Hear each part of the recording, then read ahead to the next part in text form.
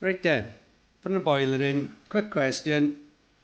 Out of all the tools you've got, which tool would you not want to be without? Apart from, obviously, this, but power tool wise. Now, this is probably one of mine. It is absolutely amazing. You have got to possibly deburr it. There is a burr in there which, yeah. Some don't, some do, I do. And what I use, right, bit of fluff on the end. That's what I've got.